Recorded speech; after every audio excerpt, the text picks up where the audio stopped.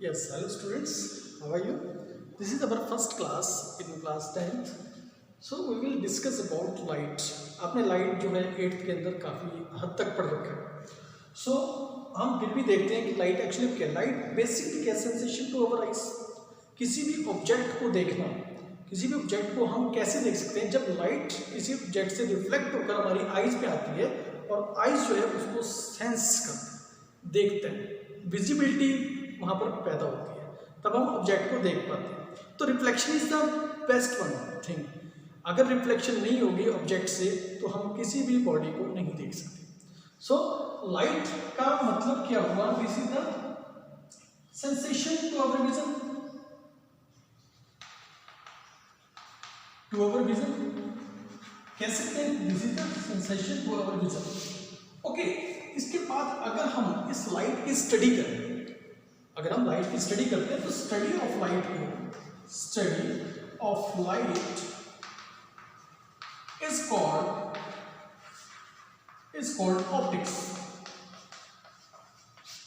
Optics. आपने बहुत सारे ऑप्टिशियन देखे होंगे जो हमारे स्पेक्स वगैरह जो बनाते हैं, हमारी आई साइड्स वीक हो जाती हैं, जैसे मायोपिया है ना, प्रेसबायोपिया और hypermetropia. There are so many defects in our eyes. तो उसके लिए हम लेंस लगाते हैं. तो लेंस के कौन करता है? This is the optician. तो हमने इसलिए लाइट की स्टडी का नाम जो है ऑप्टिक्स रखा गया. और ऑप्टिक्स जो है डिवाइड होती है हमारी टू टाइप्स में. This is the ray optics and wave optics. Wave optics हम क्लास जो है +2 के अंदर जब 12th में आप आओगे तब हम उस चीज़ को डिस्कस करेंगे. नाउ अभी हम सिर्फ रे ऑप्टिक्स के बारे में पढ़ते हैं ना. अब यहाँ पर आ जाती है प्रॉपर्टीज. अगर हम प्रॉपर्टीज की बात करें, लाइट की प्रॉपर्टीज ऑफ लाइट. ओके, सबसे पहली प्रॉपर्टीज तो एक ही चीज है कि लाइट को देखो, एक तो किसी भी मीडियम की जरूरत नहीं है ट्रेवल करने के लिए. सो लाइट को हम बोल सकते हैं light is an electromagnetic wave. ठीक है, this is the +2 topic. But electromagnetic wave यानी कि इलेक्ट्रिकल एंड मैग्नेटिक मिलकर एक वेव तैयार करते हैं. तो वो जो वेव्स होती है वो लाइट होती है. और लाइट की स्पीड कितनी होती है ये हमारे को याद होना चाहिए. 3 × 10⁸ मीटर/सेकंड इसकी स्पीड होती है लाइट की. ठीक है, ये हमारी सेकंड कैरेक्टरिस्टिक थी. थर्ड प्रॉपर्टी जो है, थर्ड के बारे में बात करें तो लाइट है an rectilinear path. Okay, rectilinear path का मतलब क्या हुआ? This is the straight path. ठीक है, लाइट हमेशा एक स्ट्रेट पाथ को फॉलो करती है. इलेक्ट्रोमैग्नेटिक वेव्स का मतलब एक बार मैं दोबारा बता देता हूँ. इलेक्ट्रोमैग्नेटिक का मतलब कहते हैं electrical component and magnetic component. और third component this is the propagation यानी कि light have an rectilinear path. या हम बोल सकते हैं लाइट जो प्रोपगेशन है, प्रोपगेशन का मतलब क्या होता है? ट्रेवल करना. तो प्रोपगेशन ऑफ जो लाइट का वो रेक्टिलिनियर स्ट्रेट पाथ है. मान लीजिए ये हमारा इलेक्ट्रिकल कंपोनेंट है, ये मैग्नेटिक कंपोनेंट है, दोनों इस तरह से चल रहे हैं और पाथ जो होगा वो बिल्कुल स्ट्रेट होगा, इस तरह से मूवमेंट. ठीक है, यानी कि इलेक्ट्रिकल मैग्नेटिक कंपोनेंट और उसके तीनों एक दूसरे के परपेंडिकुलर होते हैं, एक दूसरे के 90 डिग्री पर होते हैं. तो इसके बारे में हम 12th में बहुत ज़्यादा डिटेल में पढ़ेंगे. बट आपको अभी याद रखना कि light is an electromagnetic wave. इसकी स्पीड जो है 3 × 10⁸ मीटर/सेकंड है. और ये रेक्टिलिनियर पाथ यानी प्रोपेगेट करती है, ट्रेवल करती है इन स्ट्रेट पाथ. ओके, सो ये तो हमारी बेसिक प्रॉपर्टीज हुई. इससे ज़्यादा प्रॉपर्टीज के बारे में हम क्या जानें. ठीक है, इतने ही बहुत है. ओके, अब इसके बाद जो आता है, जब हमने इस चीज़ को जाना तो अब लाइट जो है डेफिनेटली एक पाथ, स्ट्रेट पाथ ट्रेवल कर रही है, तो डेफिनेटली कहीं ना कहीं ऑब्स्टेकल होगा, उससे रिफ्लेक्ट भी होगी. ठीक है, अब हम रिफ्लेक्शन को पढ़ने की कोशिश करते हैं कि रिफ्लेक्शन क्या है. ओके, अगर हम रिफ्लेक्शन की बात करें, रिफ्लेक्शन का मतलब क्या होता है? This is the bounced back क्या है? जिसकी बोलनी दीवार पर हमारी आपके पास वापस है ना, तो अपने पाथ से वो दोबारा से उसी पाथ पर आ जाती है, उसी मीडियम, सेम मीडियम में ट्रेवल करती है. तो अगर मैं रिफ्लेक्शन की बात करूं तो रिफ्लेक्शन में मान लीजिए हम एक सिंपल सा एक मिरर ले लेते हैं, इसको रिफ्लेक्शन भी बोलूंगा और लॉज ऑफ रिफ्लेक्शन भी साथ साथ बताऊंगा, लॉज ऑफ रिफ्लेक्शन। अब यहां पर क्या है, मान लीजिए लाइट हमारी फॉल होती है एक पर्टिकुलर पॉइंट पर, इसको क्या बोलेंगे, दिस इज द मिरर। इस पॉइंट पर इसने लाइट ने फॉल किया, फॉल का मतलब क्या होता है, इंसिडेंट ऑफ लाइट। यहां से स्ट्राइक करने के बाद सेम एंगल पर ये वापस जाती है, दिस इज द रिफ्लेक्शन। इस चीज को क्या बोलते हैं, रिफ्लेक्शन। वापस जाना उसी मीडियम के अंदर, किसी भी हमारे प्लेन मिरर या प्लेन मिरर से स्ट्राइक करना। ये जो पॉइंट होता है बीच में, this is called normal. This point is called point of incidence. ठीक है, दिस पॉइंट मान लीजिए इसको पॉइंट ऑफ इंसिडेंस बोला जाता है। तो यहां पर जो एंगल बनाता है नॉर्मल से, एंगल ऑफ इंसिडेंस बोला जाता है उसको, और जो रिफ्लेक्ट होकर गया एंगल ऑफ रिफ्लेक्शन बोला जाता है। तो यानी कि अब यहाँ पर एक चीज तो हमारे को दिख रही है कि लाइट इंसिडेंट हुई एक मिरर के ऊपर और रिफ्लेक्ट होकर चलेगी सेम एंगल से, नॉर्मल से जो सेम एंगल में है, और ये पॉइंट ऑफ इंसिडेंस हुआ। क्लियर? ये तो हमारा क्या हुआ, reflection. This is the bounce back. देखो सेम मीडियम वही है, एयर में और एयर में चले जाना। हमारा रिफ्लेक्शन का प्रिंसिपल सेम मीडियम के लिए होता है। अगर मीडियम डिफरेंट हो जाए कि लाइट ट्रैवल कर रही है one medium to another medium, तो वो रिफ्लेक्शन हो जाता है, not a reflection, this is a reflection. तो लॉस ऑफ रिफ्लेक्शन के अंदर हमारे को क्या पता चला, सबसे पहली चीज हमारे को यहाँ पर एक चीज पता चली कि angle of incidence and angle of reflection and angle जो है हमारा नॉर्मल है, normal lie in same plane. अब सेम प्लेन के अंदर लाई कर रहे हैं। सेम प्लेन क्या, देखो ये हमारा मान लीजिए एक प्लेन है, लाइट आई और वापस चलेगी, दिस इज द नॉर्मल। तो light in same. Second one is the angle of incident should be equal to angle of reflection. Angle of incidence should be equal to the angle of reflection, यानी कि ये दोनों के दोनों angle of incidence और angle of reflection दोनों same होने चाहिए। ये हमारा लॉ ऑफ रिफ्लेक्शन कहते हैं। तो इस चीज को हमारे को याद रखना। अब ये जो लॉ है वो angle of incidence angle of reflection दोनों के दोनों कैसे होंगे, इस चीज के बारे में हम जानने की कोशिश करते हैं। क्या पता हमारे सरफेसेस कैसे हों, क्या पता हमारी रिफ्लेक्शन डिफरेंट टाइप की है। तो यहाँ पर हमने पढ़ा था 8th क्लास के अंदर, अगर मैं यूज करता हूँ, राइट डाउन दिस, ओके। अगर मैं नेक्स्ट फेज की बात करूँ, देखो लॉ ऑफ रिफ्लेक्शन हमने पढ़ लिया, ऑप्टिक्स के बारे में हमको पता चल गया। अब हम बात करते हैं कि हमारे सरफेसेस और रिफ्लेक्शंस की बात। चलो सरफेसेस और रिफ्लेक्शन भी बोल सकते हैं सरफेस की। First surface is the regular surface, या हम रेगुलर रिफ्लेक्शन भी बोलते हैं। अब रेगुलर रिफ्लेक्शन कब आएगा? डेफिनेटली रेगुलर रिफ्लेक्शन किस पर डिपेंड करती है? अगर हमारा सरफेस यूनिफॉर्म हो, बिल्कुल बहुत सही सटीक बना हो, मैन्युफैक्चर्ड अच्छा, यूनिफॉर्मिटी हो, बिल्कुल प्लेन हो, तो रेगुलर सरफेसेस आर दो सरफेसेस जो कि फॉलो करते हैं लॉ ऑफ रिफ्लेक्शन को। ठीक है, रेगुलर सरफेसेस जो क्या कर रहे हैं, follow the law of reflection, LOR. कैसे? देखो ये प्लेन मिरर, हमने एक प्लेन मिरर लिया, यहां से लाइट आई और ये चली। अब यहां पर देखो इसने एंगल ऑफ आई आर किया, इसके पैरेलल में एक और लाइट आई और ये इसके पैरेलल में चली। अगर एक लाइट और लेते हैं इसके पैरेलल में, फिर ये इसके पैरेलल में चली, तो एंगल ऑफ जो इंसिडेंस आ रहा है और एंगल ऑफ जो रिफ्लेक्शन आ रहा है, और दोनों के बीच में एंगल आई आर।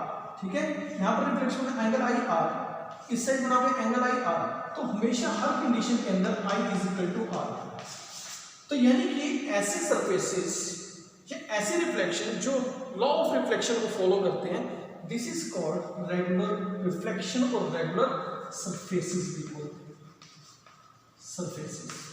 ठीक है, बिल्कुल यूनिफॉर्मिटी होती है इसके अंदर, कोई भी दिक्कत नहीं होती, बिल्कुल प्लेन होता है।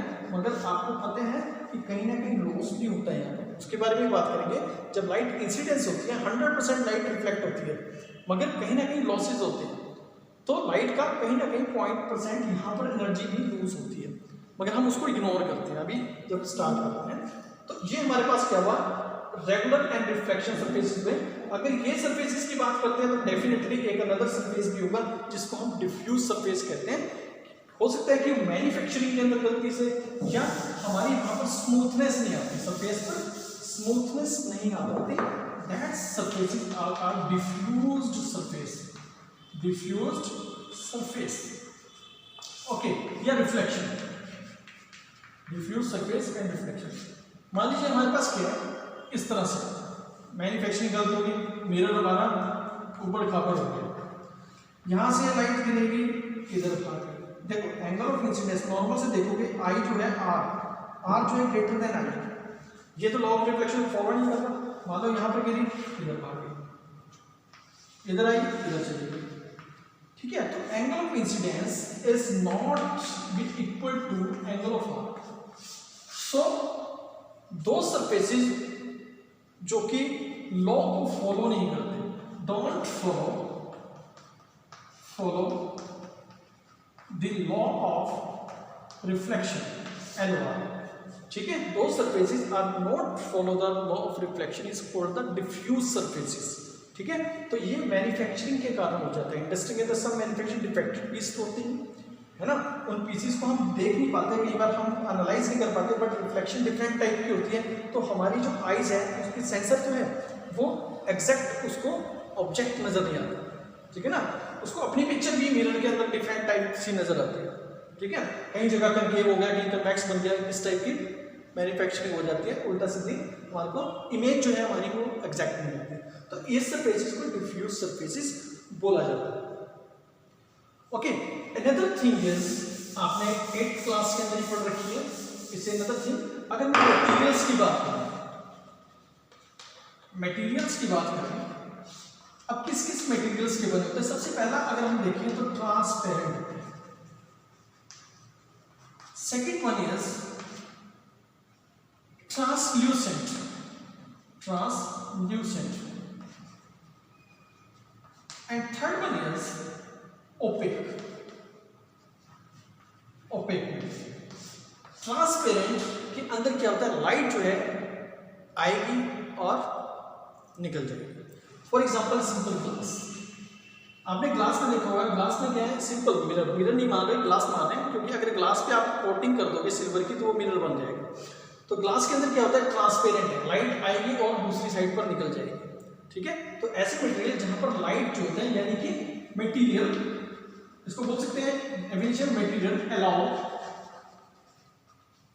The light to pass through them,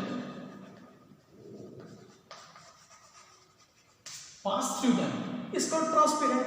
translucent कौन से हो सकते हैं, जैसे ऑयल टाइप के, बटर पेपर हो गया, बटर पेपर, ये क्या करता है, पार्शली करता है, पार्शली अलाउ। अब क्या होता है, कई बार हमारे पास लाइट तो ट्रेवल कर रही है तो पार्शली अलाउ धुंधला धुंधला सा नजर आता है, एग्जैक्ट यानी कि हमारे को ट्रांसपेरेंसी नहीं नजर आती कि लाइट ट्रांसफर हो गई है, हमारे को धुंधली धुंधली शेडिंग नजर आएगी। तो लाइट हमारे को नजर क्या आता है, जब रिफ्लेक्ट होकर आती है कोई चीज, है ना। तो कई चीज हमारे को नहीं नजर आएगी क्योंकि ट्रांसपेरेंट होगी लाइट, कहीं रिफ्लेक्ट हो गएगी। तो कहीं ना कहीं रिफ्लेक्शन भी होती है, रिफ्रैक्शन भी होती है, यानी कि लाइट हमारी ट्रेवल भी करती है।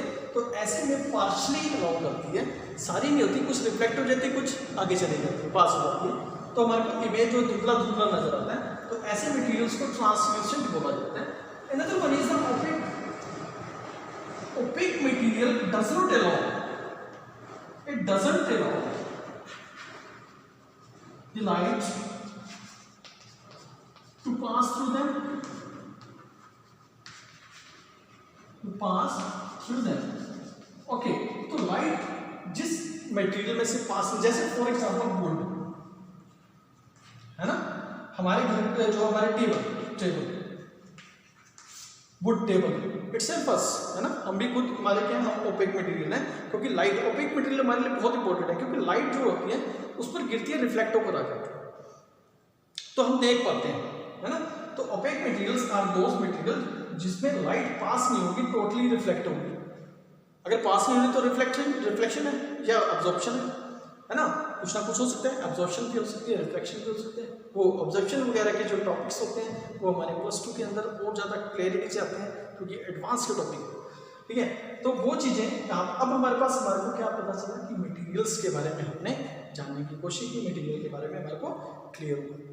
तो this is the all about हमारा एक बेसिक आइडिया अबाउट जो हमने ऑप्टिक्स शुरू करनी है, लाइट शुरू करनी है, उसके बारे में। एक लास्ट टॉपिक कर लेते हैं। लास्ट टॉपिक में के बारे में मैं आपको एक सिंपल सी बात बता दूं, क्या चीज होती है। देखो, सबसे पहले हमने प्लेन मिरर की बात की। प्लेन मिरर क्या होता है, एक ग्लास लिया, प्लस में सिल्वर कोटिंग कर दी, सिल्वर कोटिंग करके और प्लस में उसके ऊपर डार्क कलर कर दिया, कोई भी डार्क कलर कर दिया, तो वो क्या बन जाएगा, प्लेन मिरर। ये सरफेस हमारा पॉलिश्ड है, ठीक है। ये सरफेस हमारा रिफ्लेक्टेड सरफेस है, जहां पर लाइट रिफ्लेक्टेड सरफेस, ठीक है। पॉलिश सरफेस में क्या है, ग्लास तो है, उस पर सिल्वर कोटिंग कर दी डार्क, तो यहां से हम देख सकते हैं। तो ये क्या बन गया हमारा, प्लेन मिरर। Plane mirror. अब यहां पर एक चीज समझने की जरूरत है कि प्लेन मिरर में इमेज कैसे फॉर्म होती है ना, वो कैरेक्टरिस्टिक्स है हमारी, वो इमेज कैसे फॉर्म करती है। उस इमेज को समझने के लिए हमारे पास 2 लाइट्स का होना जरूरी है। अगर हमारी 2 लाइट्स स्ट्राइक करती हैं, यानी कि दोनों इंटरसेक्ट करती हैं, दोनों मिलती हैं, मीट करती हैं, तभी तो इमेज क्रिएट होगी। सिंगल लाइट से क्या होगा, नहीं हो सकता। तो यानी कि वहां पर 2 rays are necessary, 2 rays are necessary for image formation.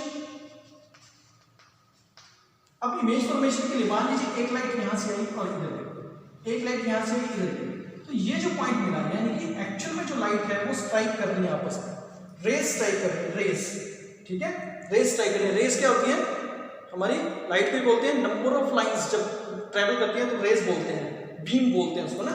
तो यानी कि हमारे पास क्या है, ये जो पॉइंट हुआ है, पॉइंट ऑफ इंटरसेक्शन, ठीक है, this is the point of intersection. इस पॉइंट पर इमेज क्रिएट होती है। अगर एक्चुअल में लाइट जो है हमारी, दोनों की दोनों रेस जो है आपस में स्ट्राइक हो रही है, एक्चुअली मीट करती हैं, कहीं ना कहीं मीट करती हैं, तो ऐसे पॉइंट्स पर हमारे को रियल इमेज मिलती है, रियल इमेज मिलती है। अगर लाइट्स जो है हमारे या रेस जो है वो डाइवर्ट हो जाए, किसी भी ढंग से डाइवर्ट हो जाए, तो हम क्या करते हैं, बैक ड्रॉ करते हैं। अब ये जो पॉइंट है, ये पॉइंट ऑफ डाइवर्जेंस है, क्योंकि लाइट जो है यहां से और डाइवर्ट हो गई, रेस जो है डाइवर्ट हो गई, 2 रेस बहुत जरूरी है। तो यहां पर क्या हुआ, this is the point of divergence, point of divergence. अब पॉइंट ऑफ डाइवर्जेंस पे कौन सी इमेज क्रिएट होती है, यहां पर भी इमेज होती है, देखो इस वाले पॉइंट पर वर्चुअल इमेज होती है, वर्चुअल इमेज, ठीक है। इस वाले पॉइंट पर हमारी वर्चुअल इमेज क्रिएट होती है, यानी कि लाइट एक्चुअल मीट करती है, तो वहां पर रियल इमेज। अगर वो डाइवर्ट हो जाती है और बैकड्रॉ करके बनाते हैं, दिस पॉइंट ऑफ जो बैकड्रॉ करके बनाया वहां पर वर्चुअल इमेज बनती है, इसको बिहाइंड द मिरर बोलते हैं, ठीक है ना। तो ये हमारे पास 2 रेस का होना बहुत जरूरी है। तो कैसे एक मिरर के अंदर इमेज क्रिएट होती है, this is the last topic आज का। उसके बाद नेक्स्ट उसके अंदर हम शुरू करेंगे हमारे basic numericals on plane mirror, ठीक है। अभी मैं आपको बताता हूँ इसका रूल्स क्या है। देखो, मान लीजिए एक प्लेन मिरर बनाओ, सिंपली ये हमारा पॉइंट ऑब्जेक्ट है, मान लीजिए ऑब्जेक्ट है, पॉइंट ऑब्जेक्ट यानी कि छोटा सा पार्टिकल, छोटा सा ऑब्जेक्ट है।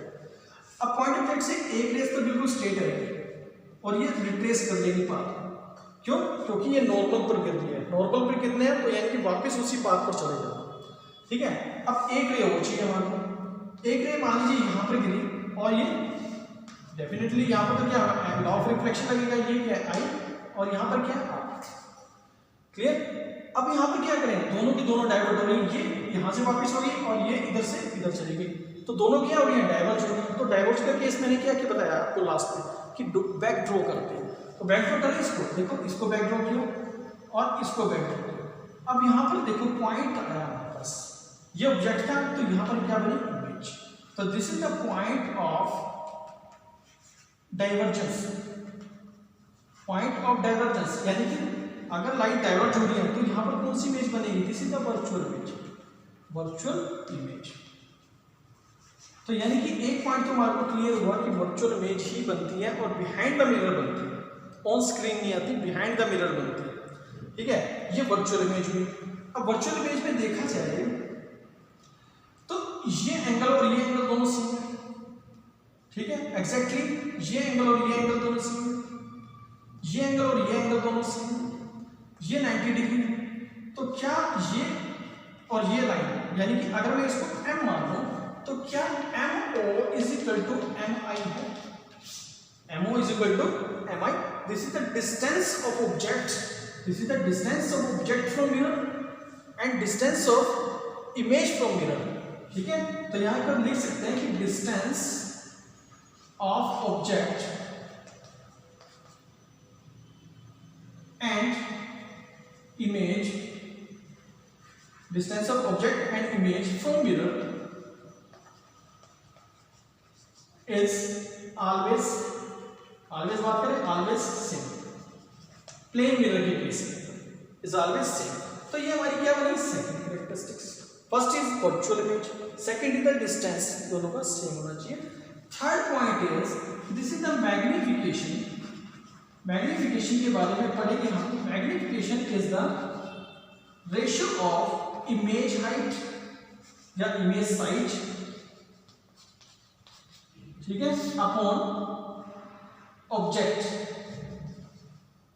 साइज या हाइट, ठीक है। तो यहां पर देखेंगे तो इसका जो साइज है, इसका साइज दोनों का सेम है, हाइट की जगह मैं साइज लिखता हूं, साइज ज्यादा बेटर रहता है, दिस इज द साइज। तो यहां इसका साइज और इसका साइज दोनों का सेम है, इक्वल डिस्टेंस पर है फ्रॉम मिरर, साइज दोनों का सेम है। तो यानी कि यहां पर इसका साइज सेम है तो इसकी वैल्यू क्या आनी चाहिए, ये दोनों का क्या आनी चाहिए, तो 1। तो magnification in the case of plane mirror is always 1, ठीक है, मैग्निफिकेशन हमेशा 1 आता है। एक लास्ट पॉइंट है इसके अंदर, this is the fourth point, this is the lateral inversion, lateral inversion. अब लेटरल इन्वर्जन क्या होती है कि लेफ्ट आपको राइट में नजर आएगा, राइट जो है आपको लेफ्ट में नजर आएगा। आप मिरर के सामने खड़े हो जाओ, ये आपको राइट में नजर आएगा, ये राइट आपको लेफ्ट में नजर आएगा, इस तरह से आप इस तरह से देखते हो इस तरह से, ठीक है। तो this is the lateral inversion, ये हमेशा होती है। तो दिस इज द कैरेक्टरिस्टिक्स, और कैसे इमेज फॉर्म्ड होती है वो हमने एक पॉइंट ऑब्जेक्ट से देखा, हम 2 पॉइंट ऑब्जेक्ट से भी देख सकते हैं, हेड और अपने फुट से भी इमेज को कैलकुलेट किया जा सकता है।